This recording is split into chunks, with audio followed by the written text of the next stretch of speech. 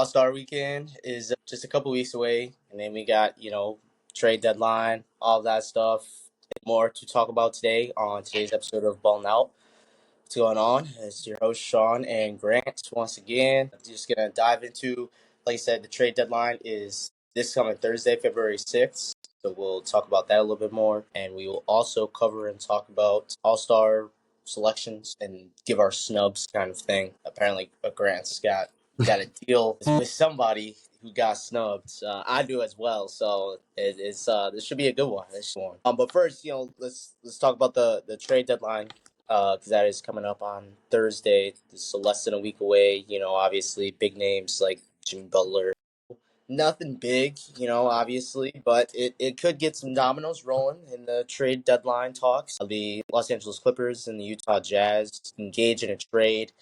As a Clippers fan, I'm just glad that PJ Tucker is no longer on my roster. PJ Tucker gets sent to Utah for Drew Eubanks and Patty Mills. I believe a second-round pick was also involved in that deal. It's not a glamorous trade at all. It's nothing that I'm like, yeah, like it's a good trade. But yeah, to kind of get PJ Tucker, who I haven't even seen on the bench this year, kind of forgot about him the last 2 years, finally good. So it could be some pieces that get traded before next Thursday's deadline. But it gives the Clippers some more financial stability, or I guess flexibility, I should say, because they are able to now they're under the first apron, and they have a couple of trade exceptions as well that they're able to use in the buyout market, which always tends to end up being a big deal, especially after that Thursday deadline. So, yeah, not too much going on there, but it could get the dominoes rolling. Who knows? Yeah, no, I think it will. And yeah, to your point, congratulations on getting rid of PJ Tucker, who just sat in the corner, or if he wasn't in the corner, he was on the bench, and if he wasn't on the bench, he was at home or whatever the heck he was. So yeah, I think that's a good trade for the Clippers. There, obviously, they're climbing up the ranks of the West right now, kind of sitting around like the kind of 5 seed right around there from what I've seen. So yeah, good to kind of see them make a little bit of moves, see if they can kind of do something with that. I know Patty Mills has been in the league for a while. He's got some experience, especially with that Spurs team. He's been there. He's been doing this for a little bit now. So overall, I think that's a good trade for you guys. Yeah, I'll be interested to see if the Patty Mills ends up staying on the team. I'd be curious. I don't think he will, but if he does, I think that brings in great, like, kind of just experience and especially like when it comes to playoffs. I think you guys need a little bit, guys that have been there, done that, and just kind of get the experience up. Yeah, no, I agree. Drew Eubanks, on the other hand, probably will be because I forgot that Mo Bamba was also included in this trade. He went to the Jazz, so I don't know too much about Drew Eubanks. I mean, he was on Phoenix for that playoff run that they had a couple of years ago. He was okay, but from everything I saw on Twitter, it's terrible. So we need to upgrade. So hopefully we flip them. So we'll see. We'll see what El Frank ends up doing. Interesting, like you said, the Bulls are one of those teams that, possibly could blow it up. The Pelicans, I think, unfortunately, after the injury to DeJounte Murray out for the season now, I think it's time for them to blow it up. Brandon Ingram, Zion, CJ, they basically said their whole team is, up for grabs, I think, except for like Herb Jones or maybe like Trey Murphy, one of them. But that's another team that I could see being big sellers. The Lizards, I should say, they deserve the W. They could be sellers, but they have people that are on huge contracts, and who knows? But it's so glad. I will say, it's so glad not to be that team. It's so glad not to be that team. Hey, that's true. That's true. Don't want to be the laughing stock of the NBA right now. They're on pace to essentially have same worst record or worst season like the Pistons did last year. And I saw main culprit Troy Weaver. Troy Weaver is with Washington right now, so it's and they got 6 wins right now. Like, dude, that's crazy. Troy Weaver may not ever find another job in the NBA after this year. Because it'd be if the Wizards keep him, then you guys just need to sell your franchise to like Seattle or something like that. So relocate, bro. You guys just saying it ain't gonna work out. No, for Last thing, before we go into the All Stars and things like that, any other names, and what's your thoughts on the whole Jimmy Butler thing? Jimmy. Well, real quick before we get to Jimmy Butler, you mentioned it real quick. Miles Turner was a good kind of selection, I think that would help out some teams. But that's the thing. I don't. The Pacers have been very weird on. Like I think they're kind of like safeguarding all of that. So I don't really know if they're going to do anything or if he's even available. But if he was available, that is someone that the Lakers should go grab. 100%. I want to say that 100%. If he's available out there, I just seen so many conflicting reports and like it's like yeah he's like in trade talks or like Miles Turner untouchable. And I'm like I just don't know what it is. However, if he is available, I would say yeah Lakers need to go after him. Who knows? It possibly could work and benefit the Lakers if that trade was to come to fruition. So, Yeah, um, we'll see. yeah, no, but yeah, no. There's a lot to happen, before today and next Thursday. Yeah, make sure there's no trade that happened in the last 17 minutes we've been recording, but nothing yet. Yeah, So, and real quick too, like this is just my 2 cents. I'm actually done talking about Jimmy Butler. Jimmy Butler's starting to piss me off. It's just like I don't know the whole beginning of it. I was kind of just like oh whatever. It's Jimmy Butler. It's the Heat. Like Pat Riley is very very particular on how he is. Pat Riley is about him and his business, and sometimes he says things that might rub players the wrong way. We're getting to the point now where like he's missing out on so much money. He's doing all this, and it's just like it's like for what? Like to be honest with you, if I'm a team right now, like I don't have that much stock in Jimmy Butler. Like he's not the yeah, same guy he was back, in the bubble or the year after when they were going to the finals. For so like, I don't know. For me, it really just like it kind of showed like I thought he was like he had that dog in him. I thought he was that guy that no matter what, doesn't matter what you say about me, I'm gonna go prove you wrong. And I think he's just lying down now. Like it's just I don't know. I look at him in a different light now. I think it's a little soft, in my opinion. I think again, I'm not saying what Pat Riley, said out in the open media about him and all this was right, but like, you're not going to walk out of team meetings because you're not starting after all the shenanigans you pulled. You're doing all this shit. It's just, now it's to the point where I'm done. I'm done. I'm done hearing about him. I'm done hearing about this. Like, I just yeah, that's my 2 cents. I don't know about you, but I'm just done hearing about him getting kicked out of this, kicked out of that, not playing this, fined here, suspended. I mean, it's like every other day. I mean, me and you were texting. I was like, dude, like again. I was like, you got suspended again. it honestly reminds me just of the same stuff he did in Minnesota when that time was up. Basically, with Andrew Wiggins and Karl Anthony Towns, basically saying I'm soft. I saw something on Twitter that said, "Man, we may need to apologize for after all these years to Wiggins and Karl Anthony Towns." Seriously though, yeah, man. I mean, I'm not. It's to the point where like I was kind of like, okay, yeah, like you know what? When that whole thing went down, I viewed it a full 180. I was like, oh yeah, Jimmy Butler's that dude. Like he went out there, he Yeah, just cooked them all. Like now it's just like, dude, you went to Miami, you're just soft as hell. That's if you want the honest truth, in my opinion. yeah, no, I'm honestly surprised that he hasn't just been dealt, now to wherever just because of all he's been doing. But I think at this point, like you said, Pat Riley is just messing with him, taking his money away and stuff like that. He Yeah. doing because he could, if he really would have wanted him off the team, he could have been on the Washington Lizards by now, and he was just like, "Hey, you deal with him, okay?" But I think at the same time, Pat Riley like kind of respects him. He was like, "Hey, you did take me to two finals trips here, while your time was here, and you did play. It was just." I started, and I'm with you a little bit. At first I started to feel for him just because, like, other than, I mean, there was nobody. Pat Riley didn't like do anything for him, as far as like getting another star or anything like that. Like it's always been Tyler Hero and Bam. And then if either one of those three go down, it's kind of like what's gonna kind of happen. And then you just have a whole bunch of role players, who Yeah. one or two are gonna have a spectacular postseason, go nuclear and shock the world, and they're gonna leave in the offseason. So, it's kind of been just a repeat the last, I guess, ever since the bubble, right? Since Jimmy Butler's been in Miami, it's kind of just been a repeat of events. And, One part of me feels bad for Jimmy Butler, like, hey, bro, like, it's not fair to, I guess, because you look at other Eastern Conference teams, like Boston is a completely different team from when Jimmy Butler was first there.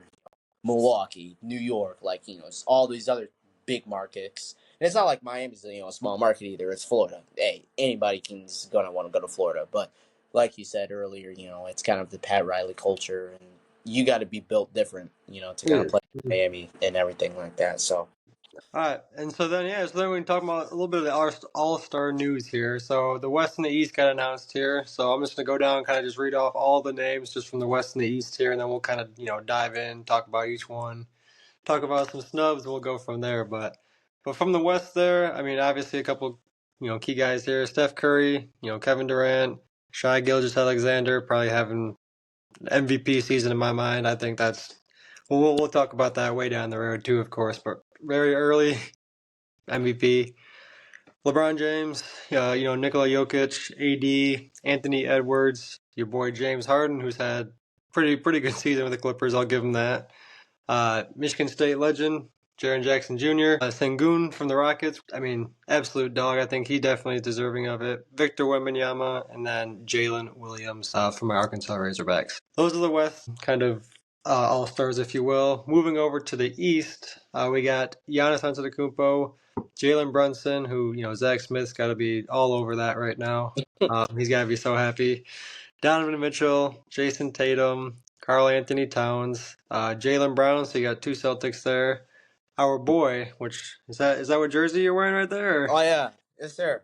Hey, look Yes, at that. We got Cade Cunningham. Yes, that's sir. that man. That's that Yes, man. sir. Cade Cunningham, which very very deserving of an All Star this year, 100%. Darius Garland, Tyler Hero, Dame Dalla, Evan Mobley, and then Pascal Siakam. So those are going to be the All Stars from the East and the West there. Shawn, just off the start here, did you have anyone that you wanted to kind of, give your 2 cents on? Do you think, hey, like they absolutely deserved it? Again, kind of starting with Cade there. I know obviously you came rocking the jersey, so I figured you want to say a little bit about Cade. Oh, yeah. All Star Cade, man. All Star Cade. I'm glad that he finally got his recognition. You could tell, over the last couple of weeks, the media and just national TV have kind of been, finally putting some light on the Pistons and Cade Cunningham. So like, I'm glad he definitely got the nod right there. Mm-hmm. And I mean, to stay in the East, it was a couple teams that had like two players, Boston, Brown and Tatum. You had the Knicks with Yep. Brunson, Yeah. the Cavs. You had three players, really: Mobley, Garland, D. Mitch. Not surprised though if they're the best team in the league. Bucks, Dame and Giannis, and then you just had a couple flyers, Pascal Siakam. I mean, like, yeah, I couldn't find anybody better, so probably Mm-hmm. he deserved it. And Tyler Hero, questionable one. People could say, LaMelo Ball. Oh yeah. I mean, yes, LaMelo Ball, 28, 5 and 7 on 41%. Yes, this is one of his best. This is his best season. He's, I think, only played like 31 games though, so that Mm-hmm. could be another factor. But I mean, you got to look at the Charlotte Hornets. Like, they at the bottom. So yes, I understand. If you're going to, uh, it's not a team award. It's individual stat. At the same time, I feel like an all-star, you're going to, your team's going to be relevant, at least in the play-in spot. I think that's, See, that's where I disagree. That's just because, like, that's the thing. Like, for example, you take an All Star, right? Let's just say Lamelo Ball made the All Star team. You put him on the Miami Heat right now. Like, that's what I'm saying. Like, I think the difference that like Lamelo Ball versus Tyler Hero makes, like, just off statistics this year, should say why that Lamelo Ball should be in over him. I get the idea, like you're saying, like, the Hornets are dookie. I mean, they're terrible, but like. And again, that's why I don't think you can just put that on just one player like that. Because if that's the thing, I mean, we'd be holding all these guys that are just chucking up shots on the bad teams. Like which I get to a certain extent. Like LaMelo Ball, I wouldn't say he's just like chucking up shots. He definitely needs to fix that percentage a little bit. But the only thing that I could say, like for maybe why he didn't make it, is only playing the 30 games there. If I will say I'm totally with that. If you're going to base the criteria on like, hey, you got to play like a decent, like you got to play out, you could pick a number for whatever. You got to play this many games though, so it's not just like because if you play 20 games, or whatever, and you just go off those 20 games, like you just have a phenomenal 20 games, but then you don't play the other 30, or whatever. Vice, like I totally get that. I get where you're coming from there, but I just think personally, if you're just going an all star, someone who is going like one of the top players from that conference, for me, it's so hard to say that LaMelo Ball is not deserving of a spot up there. And I get it. Like I said, I get why everyone's here or there, but that's just my 2 cents. I think if you put the stats up for it, it's not a team award. It's not this. It's how you are doing there. And again, you could put him on any other team, Pacers, put him on the Bucks, put him on wherever. He's going to be relevant then. So it's like I don't think the team stats matter that much. Yeah, I mean, I'm with you, but at the same time, I'll give you another example, like Trey Young. You know, Trey Young's having a great season. No one's really talking about them. The Hawks are really at the 10 spot, 8, 10 spot right now. I mean, you could say the same thing. Should have Trey Young maybe have gotten it over Tyler Hero. You know, And Siakam. I actually do. I think Trey Young is definitely deserving of it there. Again, I don't think it's it's tough because again, at the end of the day, you also kind of have to like. I don't think you can just have like all point guards, all shit. Like because again, there's a lot of guard heavy players on the East over there. I think part of that too is kind of spreading it around a little bit. Like you got Brunson, D. Mitch, Cade, Garland. I mean, Dollar Dame, Tyler yeah. Hero. Those are all. Why is that? Why did they do that? Was that like part of this new like all-star game format that they're doing? But I did notice that like there's just like at the reserve, Oh yeah. there's more guards than forwards in the East, and then the West it's vice versa. There's more forwards than guards because there's only two guards that made it for the reserves in the West, and that's why I was like, what? Like that didn't make any sense to me. So I don't know. Yeah, no, I was a little confused on that too because I was looking at like I'm again just looking at like I got the guys right here in front of me. And I'm just sitting like, huh? Like I always thought it was like you gotta have like point guard shooter. Like you gotta have at least Half and half, yeah. yeah. Like and again if that was the case and you say like hey like LaMelo Ball or Trey whatever it might be is not making it because hey we want to get like Evan Mobley or Pascal Siakam. I mean, we want to get those big like forwards center all that. I'm fine with that because I agree like it's. I don't think you can have like just unlimited. Like every single person can be a guard, or or vice versa. All of them can't be a big. I think you do have to have a little bit of like evening out the playing field a little bit. And I think that's the only time that I would say that is just across like positions. I think that's totally fair. I think that's how it should be, especially for the All Star game too. You don't want to have just all guards. I like the idea of having a more even match type of game. Right. Yeah. No. But other than that, yeah, I'm fine with the East. My problem is more so with the West. Hmm. Please And, share. Please share. well, first of all,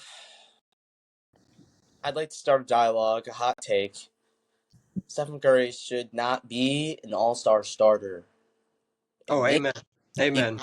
All-Star, but an All-Star starter is crazy. Like, yes, I understand that like it's Stephen Curry, and he's in the conversation with LeBron and Kevin Durant. So it's like if he's healthy, he's going essentially, pretty much. But at the same time, you have to recognize, and if you're going to, this is the thing that has never made sense with all-star teams. It's one year they decide they're going to do it this way, then the next year you follow that, everyone thinks that mindset of what they did last year, and then it's the complete opposite. Like they're always, the narrative always changes, and it kind of is, it's very annoying because you never, that's why you should never bet on who's going to be an all-star. Never ever, unless their names is LeBron, Kevin Durant, or Stephen Curry. Because like seriously, dude, the needle changes every year, the narrative changes every year, and it's like annoying because and the whole like guard thing. There's guard Kyrie, De'Aaron Fox. If you want to throw Devin Booker in there, you could. Mine, Norman Powell, 24, 3, 2 on 49. I mean, 10-point increase from last year, and that was coming off the bench. I mean, if that's not all star deserving, then I don't know what is. So and I'm not like mad with anybody that got selected, really. Like, all these guys that got selected. Jalen Williams obviously was going to get chosen, even though a lot of people would probably say he shouldn't. But he's going to get chosen just because, one, he's dropping 20 points, the best team in the league. Sengun is baby Jokic, so I don't care what you say. And the Rockets are second in the West. Jaren Yeah, Jackson Sengun, yeah. is, Sengun's been tough. yes. Jaren Jackson Jr. is a defensive beast, and he's healthy this year. One of the reasons why Memphis is a third spot, and they were definitely going to get one. Yeah. And then, Wemby, obvious choice. AD, Yeah. obvious choice. Ant, obvious choice. And then it was just who was going to be that last guard, and it just so happened to be Jay Harden, which people say he shouldn't be, but your box score watching, not watching the impact Yeah, that I he's. was just say I'm with you there. I think he's actually had a really good season. I think he's kind of been the guy that's controlling the offense there for the Clippers, and he's again. Mhm. You look at their offensive ratings there. I think that's a large part due to him, and obviously like Norman Powell stepped up, like you said, like an unbelievable amount. But yeah, James Harden specifically, I think like he's up there for my like all NBA team, like personally speaking. Yeah, no, for real. But yeah, no, that's my 2 cents. The starters, I have no problem with, like, the starters. KD, I'd keep up there. Jokic, he's locked. KD's dog. Yep. Yep. LeBron, I understand. At this point, he's just got a spot. SGA, no brainer. And Yeah. then I already said my 2 cents about Steph. And then in the East, Brunson, I probably could have been either somebody else, but they're up there. D Mitch deserving, Tatum, Giannis deserving, and Cat deserving. So, um, yeah, I mean, I'm not really like, this is like, hey, this is a terrible all star roster. But, at the same time, there were some couple of guys that maybe should have been switched, flipped flopped for like starters or reserve, anything like that. So, Yeah, no, I don't hate that at all. Again, like you said though, every single year there's going to be somebody that gets either like snubbed here or they're snubbed there. But at the same time, like you mentioned, I would like a little bit more consistency and kind of like, hey, like what exactly are the parameters for being an all star? Like for example, like we just talked about it right now. Like, should team stats matter? Like, is that a thing? Like, should that be like at least a little more kind of like just like people know? Because like for example, let's just say like they said that team stats like they do matter. You could basically right there just take LaMelo Ball out just with like I mean there's certain players you could just go like okay like hey like you kind of got to get to here to be an all star which is fine with me but you got to at least like say that because at the same time I feel like sometimes it does matter and like you said sometimes it just simply doesn't you could just take it mhm. out the window one year so Well, yeah, and staying with that, you said team stats. The only starter that is, not in a top 8 spot, I'll say. Really, I mean, uh, Phoenix is borderline, but top spot in their conference is Steph Curry. So, should he be a starter? see and Yeah, I think Steph Curry got in just on the name a little bit. I do. yeah, I mean, I'm not saying that he didn't deserve to be an all star, like period, but like, yeah, definitely a starter. This has not been one of Steph Curry's greatest years. It's again, he's shown like flat. He's still Steph Curry at the end of the day. I'm not saying he's not that guy, but like, there's other guys this year that just were so much more deserving of being like an official starter for like that's just yeah. So I think at the end of the day, like you said, Curry, KD, and Bron, and really Giannis at this point now, like those guys are just locks for it. Doesn't yeah, matter really. I think if Bron played 2 games this year and his team was dead last in the West, he's yeah, probably going to be a starter. It's yeah. just like at the end All of he the has to day, do is be which healthy. That's the only criteria for them. yeah, Jokic's going to be in that category too, as long as they healthy. yeah, which I mean, I to a certain extent, I'm like, you know what, like yeah, those guys are some dogs. They'll get their stats. I'm not too worried about that, but like Curry was the first one where I was kind of like, you know what, like this hasn't been one of his greatest seasons here, and yeah, I was a little shocked to see him get the starter nod. I did not see that coming, that's for sure. I thought he was worthy of being an all-star, no doubt about that. Starter. Yeah, That's the starter part, yeah, is very confusing. But I mean, you know, it's the same thing, with the awards. Who's gonna get who, what, it's always changing. It's always something different. I think this year is gonna be most improved. Norman Powell should win that one, but then you have these people that are talking about, oh well, if the Pistons make the playoffs, it should be Cade Cunningham. Which Cade Cunningham should not be most improved player because yes, he fits the criteria to the average casual NBA fan. But if you've been following the NBA since he's been in the league, Buddy was the number one pick. I mean, he's just had terrible teams. Like, there's not really an improvement. He's taken more of a jump. Like, he's more comfortable and he's playing to, what his expectations were at this point of time in his career. Like, it's not like, he's improved from anything. Norman Powell is an improvement. No one saw that he was going to jump a whole 10 Mhm. points in a starting role and come off the bench and have the Clippers in a playoff contention. So Nope, I get you there. I'm totally with you. I see no reason Cade would win Most Improved. I think it's easily hands down Norman Powell, and I'm a Lakers fan right now saying that. So there's just been hooping. Yes, he's been a dog this year. There's no ifs ands or buts about it. He's definitely upped his game. that's the All-Star. I don't know. The dunk contest is trash this year. Yeah, that's terrible. That's so bad. Yeah, 3 point. And I was thinking about it too. I was like, dude, the last dunk contest. I was thinking about the other day. I was like, last time I've actually sat and watched All-Star Weekend like for probably like all 3 days. Probably is like 2016. Like Oh yeah, obvious. That's almost 10 years ago. It's 2025. we a decade. Yeah, bro. We old heads now. And then it's like that's just bad. So, yeah, I probably won't even be. And now this game is like different, so like I probably won't even. I'll probably like tune in, just like background, see what's going on. But to see like an actually pay attention fully, I don't think so. So yeah, so that's in a couple weeks here, and the trade deadline obviously this coming Thursday. So once more stuff about that comes out, we'll talk about that and kind of go on and see what contenders can make some moves and what sellers do, and I want to see what the Pistons do too. Oh If yeah. they add an extra piece to this playoff contending roster or what. So I don't know, but we'll see. That's all we got for now. Until then, we'll catch you guys next time.